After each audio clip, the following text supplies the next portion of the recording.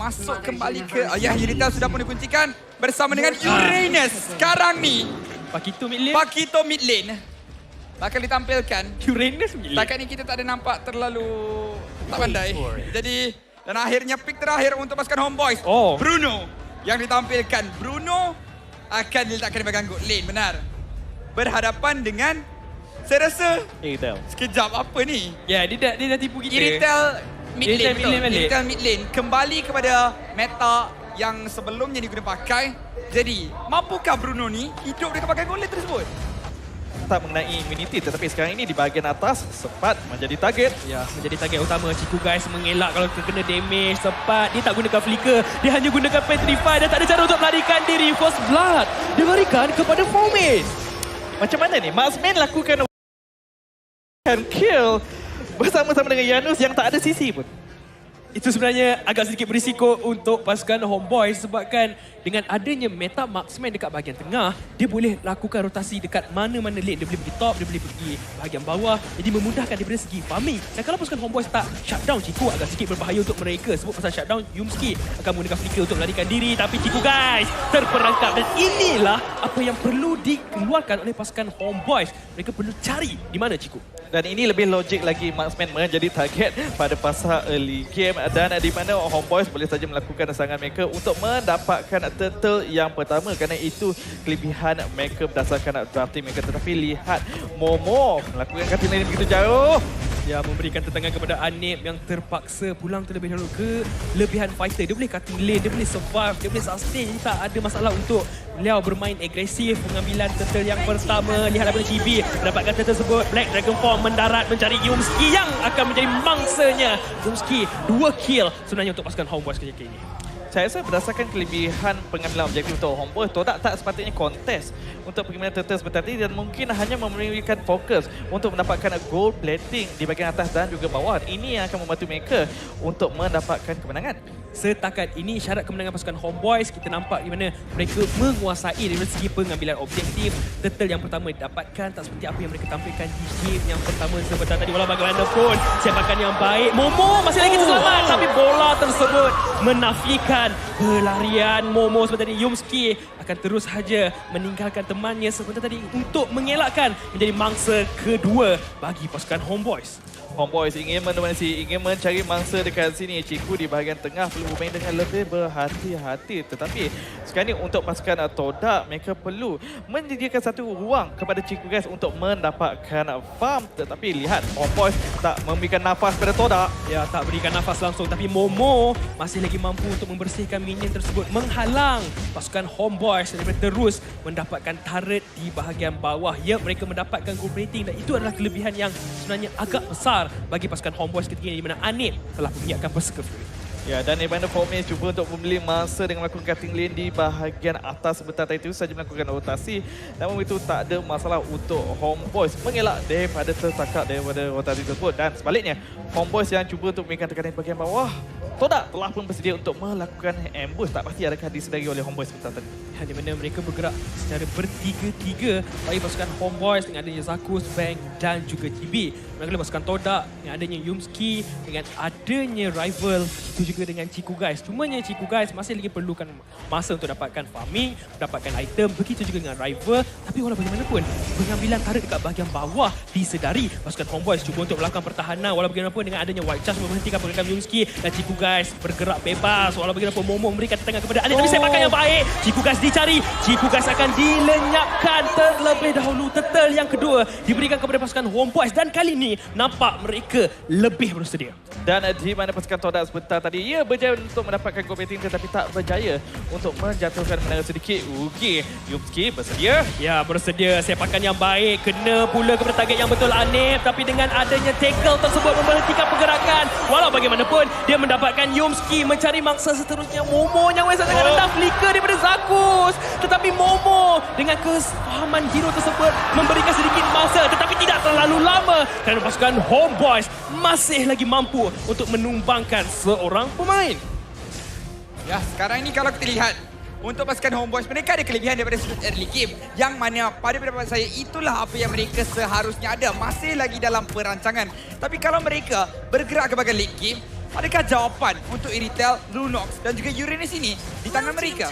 Ya, kalau kita dapat melanjutkan game sehingga pada fasa late game, pastinya Todak mempunyai prospek yang lebih tinggi lagi untuk menjatuhkan pasukan Homeboys. Namun begitu, pasukan Homeboys dengan adanya Bruno boleh saja melakukan push dengan begitu pantas.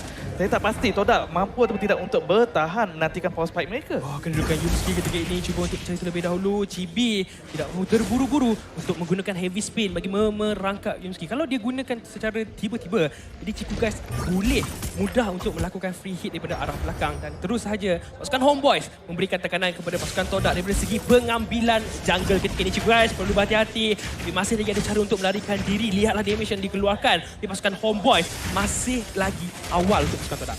Untuk pasukan Homeboys ketika ini, setiap kali adanya heavy spin mungkin boleh memaksa untuk melakukan push kepada salah satu lane dan di mana Todak cuba untuk mendapatkan sepat di sini. Ya, cuba untuk dapatkan sepat dan lihatlah flicker yang baik daripada Yumski.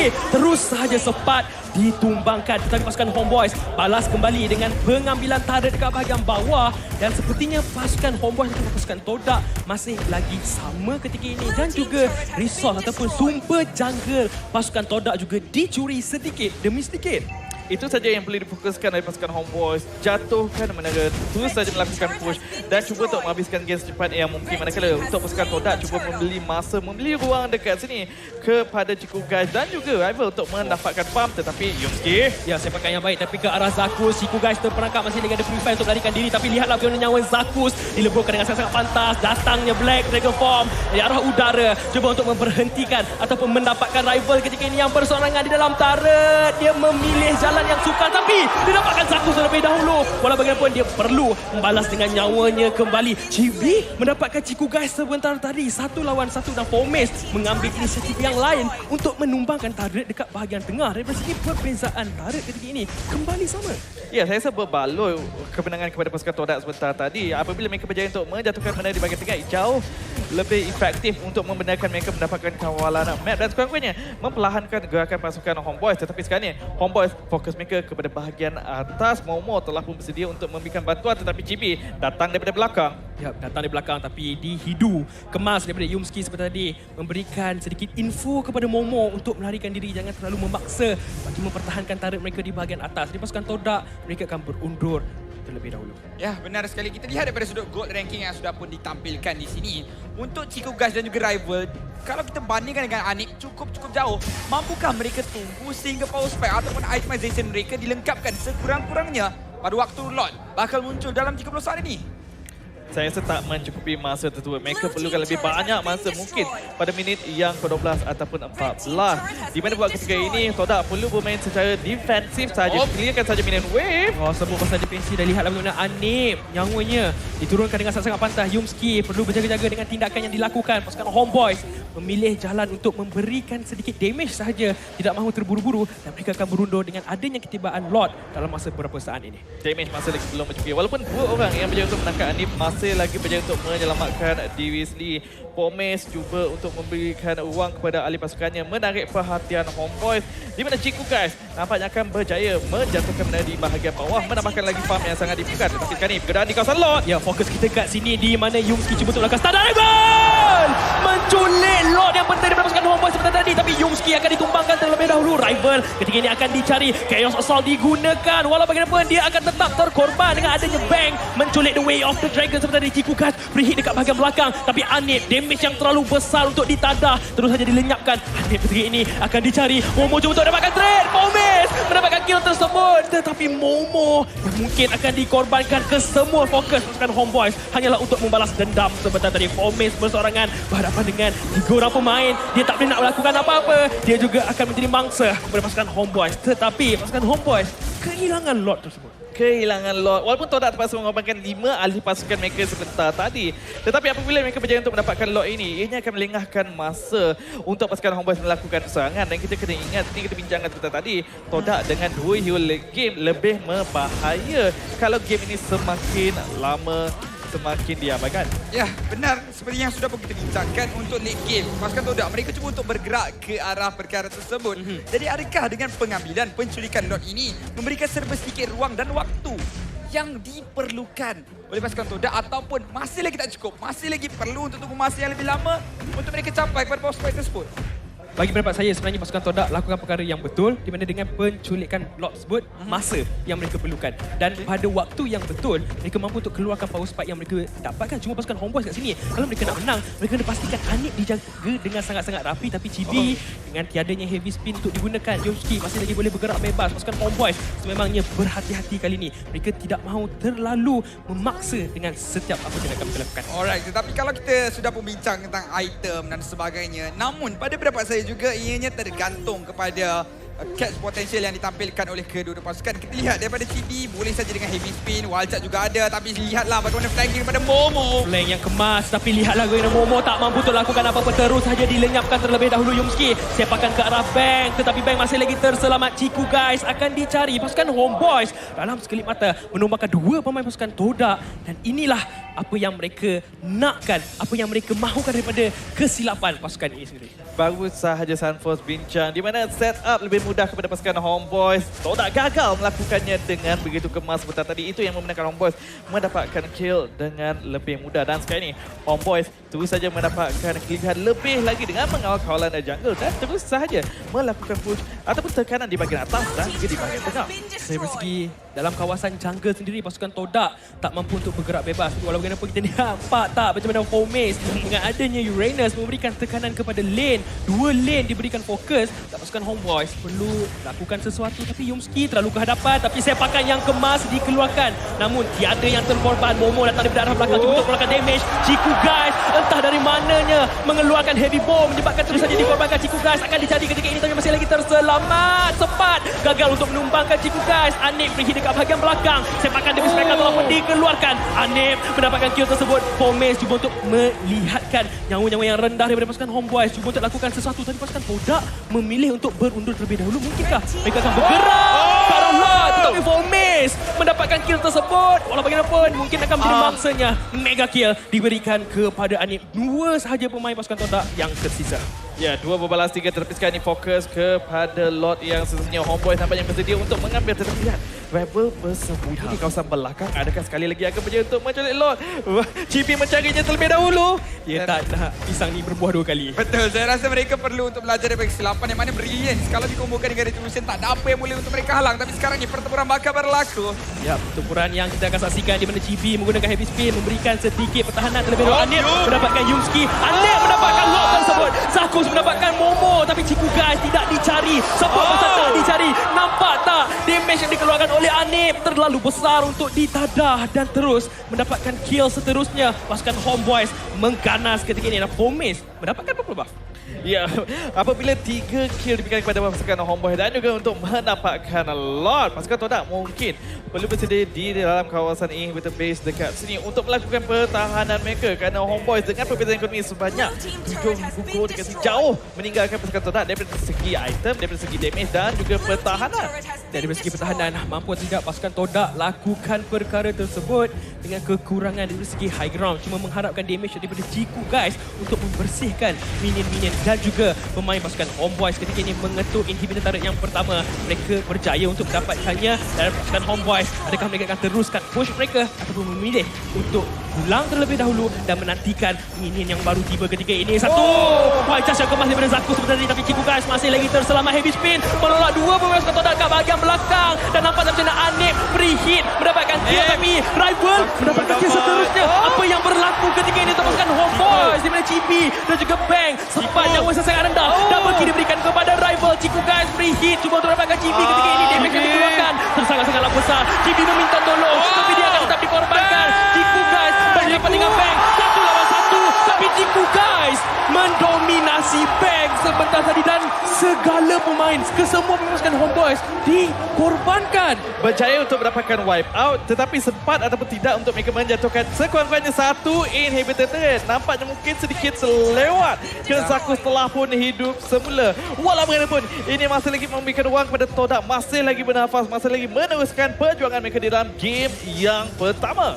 Ya, benar sekali, yang mana pertahanan dilakukan dengan cukup kemas oleh pemain-pemain pasukan Todak. Nampaknya rival sudah pun mula untuk menunjukkan damage yang besar daripada statistik damage dia seperti tadi. Nampak bagaimana rival tidak begitu bersinar, lebih mengharapkan kepada damage yang dimiliki oleh Ciku guys. Namun disebabkan Ciku sering kali tertangkap dengan 6 kematian menyebabkan pasukan Homeboys lebih selesa. Jadi mungkin pasukan Homeboys boleh untuk berikan fokus dengan lebih lagi. Kalau kita lihat daripada sudut itemization, sudah pun lengkap sekarang ini untuk Rivals, melainkan item yang terakhir mungkin bakal menjadi Lightning Truncheon. Sementara untuk Ciku guys, yang terakhir mungkin bakal menjadi Scarlet Phantom di sini, melengkapkan secara keseluruhan.